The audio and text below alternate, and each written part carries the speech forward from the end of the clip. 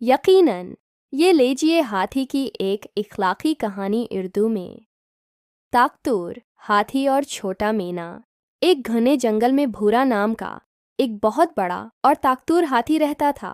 भूरा हाथी अपनी ताकत और बड़े कद की वजह से बहुत मगरूर था। वो सोचता था कि जंगल में उससे ज़्यादा ताकतूर कोई नहीं है और इसी वजह से वो अक्सर छोटे जानवरों को तंग करता या उनकी बात नहीं सुनता था। वो हमेशा अपनी ताकत का मुजाहरा करता रहता था और सब जानवर इससे डरते थे। इसी जंगल में एक छोटा सा नन्हा मेना भी रहता था जिसका नाम चिकू था। चिकू बहुत होशियार और तेज दिमाग था, लेकिन इसका कद बहुत छोटा था, इसलिए भूरा हाथी उसे बिल्कुल अहमियत नहीं देता था। एक दिन जंगल में बहुत तेज तूफान आया। बारिश और तेज हवा से दरख्त गिरने लगे और जंगल में हर तरफ कीचड़ ही कीचड़ हो गया। जब तूफान थमा तो भूरा हाथी अपने घर से बाहर निकला। इसे बहुत जोर की प्यास लगी थी और वो पानी की तलाश में एक नदी की तरफ बढ़ा। नदी तक जाने का रास्ता कीचड़ से भर गया था और एक जगह पर बहुत गहरा गड्ढा बन गया था। भूरा हाथी ने अपनी ताकत पर भरोसा किया और बगैर सोचे समझे उस कीचड़ में कदम रख दिया, लेकिन इसका भारी भरकम जिस्म कीचड़ में धंस गया और वो गड्ढे में फंस गया। जितना वो बाहर निकलने की कोशिश करता, इतना ही गहरा धंसता जाता। भूरा हाथी बहुत परेशान हो गया और जोर जोर से चंघाड़ने लगा। इसकी आवाज़ सुनकर चिकू मेना उसके पास आया। क्या हुआ भूरा हाथी? चिकू ने पूछा। भूरा हाथी ने गुस्से से कहा, ए छोटे मेना, जाओ यहाँ से। तुम मेरे क्या काम आओगे? मैं फंस गया हूँ और कोई मुझे निकाल नहीं सकता। चिकू मेना ने हिम्मत नहीं हारी। इसने कीचड़ और गड्ढे का बगूर जायजा लिया और फिर भूरा हाथी से कहा, भूरा हाथी, तुम्हें जोर लगाकर बाहर निकलने की ज़रूरत नहीं, वरना तुम और गहरे धंस जाओगे। अगर तुम अपने सौंड को थोड़ा सा ऊंचा करके इसे किनारे पर रखो और फिर आहिस्ता आहिस्ता जोर लगाओ तो तुम्हारे निकलने के अमकानात ज़्यादा होंगे। ताकतूर, हाथी और छोटा मेना। यकीनन। ये लीजिए हाथी की एक इखलाकी कहानी उर्दू में। भूरा हाथी ने गुस्से से कहा, ए छोटे मेना, जाओ यहाँ से। तुम मेरे क्या काम आओगे? मैं फंस गया हूँ और कोई मुझे निकाल नहीं सकता। क्या हुआ भूरा हाथी? चिकू ने पूछा। भूरा हाथी पहले तो हंसा कि एक छोटा मेना उसे रास्ता बता रहा है, लेकिन जब उसकी कोई चाल कामयाब ना हुई तो इसे चिकू की बात माननी पड़ी।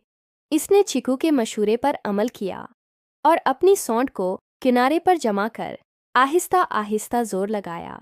हैरत अंगेज तौर पर वो धीरे धीरे कीचड़ से बाहर निकलने लगा। एक घने जंगल में भौरा नाम का एक बहुत बड़ा और ताकतूर हाथी रहता था। भूरा हाथी अपनी ताकत और बड़े कद की वजह से बहुत मगरूर था। वो सोचता था कि जंगल में उससे ज़्यादा ताकतूर कोई नहीं है और इसी वजह से वो अक्सर छोटे जानवरों को तंग करता या उनकी बात नहीं सुनता था। वो हमेशा अपनी ताकत का मुजाहरा करता रहता था और सब जानवर इससे डरते थे। नदी तक जाने का रास्ता कीचड़ से भर गया था और एक जगह पर बहुत गहरा गड्ढा बन गया था।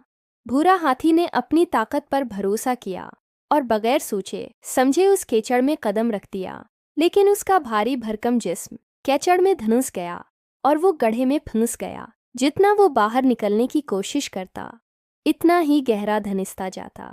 आखिरकार भूरा हाथी कीचड़ से बाहर आ गया। वो थका हुआ था, लेकिन उसकी आंखों में निदामत थी।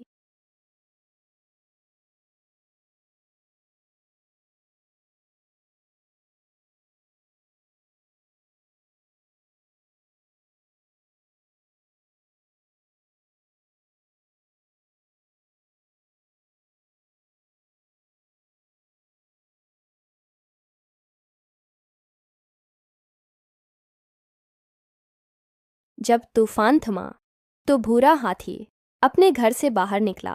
इसे बहुत जोर की प्यास लगी थी और वो पानी की तलाश में एक नदी की तरफ बढ़ा। इसी जंगल में एक छोटा सा नन्हा मेना भी रहता था जिसका नाम चिकू था। चिकू बहुत होशियार और तेज दिमाग था, लेकिन उसका कद बहुत छोटा था। इसलिए भूरा हाथी उसे बिल्कुल अहमियत नहीं देता था। भूरा हाथी पहले तो हंसा कि एक छोटा मेना उसे रास्ता बता रहा है, लेकिन जब उसकी कोई चाल कामयाब न हुई तो उसे चिकू की बात माननी पड़ी। इसने चिकू के मशूरे पर अमल किया और अपनी सोंड को किनारे पर जमा कर आहिस्ता आहिस्ता जोर लगाया।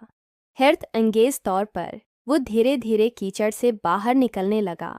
आखिरकार भूरा हाथी कीचड़ से बाहर आ गया। वो थका हुआ था, लेकिन उसकी आंखों में निदामत थी। इसने शर्मिंदगी से चिकू मेना की तरफ देखा और कहा, चिकू, मुझे माफ़ कर दो। मैंने तुम्हें हमेशा छोटा समझा और तुम्हारी बात नहीं सुनी। आज तुम्हारी जहानत ने मेरी जान बचाई। सच है, ताकत से ज़्यादा अकल काम आती है। इस दिन के बाद भूरा हाथी कभी मगरूर नहीं हुआ और उसने जंगल के तमाम छोटे जानवरों का एहतराम करना शुरू कर दिया। वो समझ गया था कि हर कोई, चाहे वो कितना ही छोटा क्यों ना हो, अपने अंदर कोई ना कोई ख़ास सलाहियत रखता है। इखलाकी सबक।